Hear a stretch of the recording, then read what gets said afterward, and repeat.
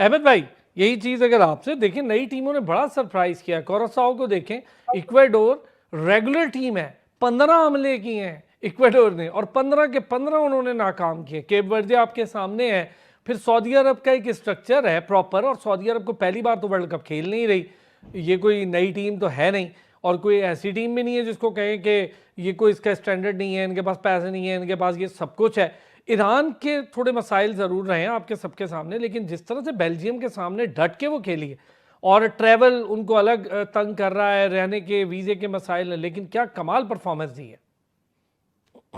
Thank you बहुत बहुत शुक्रिया। जितने भी शोज हो रहे हैं इस वक्त फीफा वर्ल्ड कप के हवाले से, सबसे वरिंग साइन जो इस वर्ल्ड कप का है,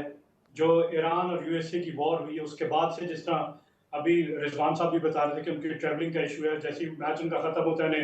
वापस मैक्सिको जाने को कहा जाता है और फिर वो वापस आते हैं। ये ट्रेंड सेट हो रहा है और आपको मैं अभी वार्न कर रहा हूँ, United State is going to host next Olympics in 2028 और वहां पे भी अगर किसी मुल्क के साथ ऐसे ताल्लुकात हैं तो आप उसको अपने मुल्क में नहीं रहने देंगे। और क्रिकेट में आईसीसी, आप समझ लें, इस बात को जरा गौर से सुने, आईसीसी इंडिया कोई टूर्नामेंट होस्ट करेगा और पाकिस्तान के साथ अगर वॉर में वो कहेगा आप मैच खेलें और उसी दिन आप वापस चले जाए। तो ये गलत ट्रेंड जो है वो स्पोर्ट्स में पॉलिटिक्स और हेट्रेड, ये बहुत गलत साइन है जो कि सेट किए जा रहे हैं। इससे कोई भी फायदा उठा सकता है। इंडिया को नजर आ रहा है, इंडिया 2036 के ओलंपिक्स की मेजबानी के लिए भी जाना चाह रहा है और फिर हमें पता है कि नेक्स्ट वर्ल्ड कप भी है, तो बहुत सारी चीजें। लेकिन coming back to the sports, जी हाँ, सऊदी अरब बिल्कुल, हमें पता है कि क्रीम वो सारी दुनिया से लेकर आते हैं और ये फ्रेंचाइज स्पोर्ट्स का जहां किसी को फायदा होता है वो नुकसान ये होता है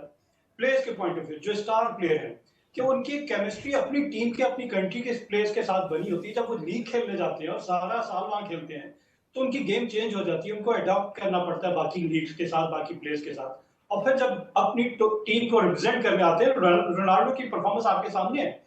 तो आपको नजर आता है कि नहीं, वो जेल इन नहीं हो पा रहे। वो एक मूव जो हमें नजर आती है, और फुटबॉल सबसे ज्यादा स्टेमिना का, हमें कहते हैं 90 मिनट्स है, लेकिन स्टेमिना मैटर करता है, और पोजेशन ऑफ बॉल सबसे ज्यादा, कि आपकी अगर मूव नहीं भी बन रही, आपको रास्ता नहीं मिल रहा ऑपोजिशन पे अटैक करने का, तो आप बॉल अपने कंट्रोल में, एंड ऑफ द डे देखा जाता है कि बॉल कितनी आपके कंट्रोल में रही, आपने ऑपोजिशन को कितना एंगेज रखा, आपने कितने अटैक्स किए, आपकी मूव कितनी बन रही है। ये सारी एक साइंस है मैं कहूंगा, और इस पे जो टीम अच्छा अमल कर रही है वो आपको अच्छा। जहां आपने ईरान की बात की, तो ईरान तो एक जज्बे से खेल रहा है और वो जज्बा सबके सामने आया है कि नजर आ रहा है कि ईरान ने प्रूव करना है। एक जंग आप कह लें, ईरान का इस टूर्नामेंट में खेलना, इस टूर्नामेंट में फुटबॉल नहीं है, वो एक जंग है उनकी सारी दुनिया को मैसेज देना कि हमारे साथ इन्होंने ये सलूक किया, हम इनके मुल्क में जाके अपना परचम, अपना कौमी तराना, सब चीज बुलंद करके दिखा रहे हैं और अपनी परफॉर्मेंस भी दिखा रहे हैं। आपने जैसा पहले मैच की बात की, वो परफॉर्मेंस उनकी हाईलाइट होती हुई नजर आ रही है। अब ऐसी टीम जिसके अंदर जज्बा होगा, जो जीत के लिए खेल रही है और कोई पॉइंट प्रूव करने के लिए, वो आपको स्टैंड आउट नजर आएगी बाकी टीमों से।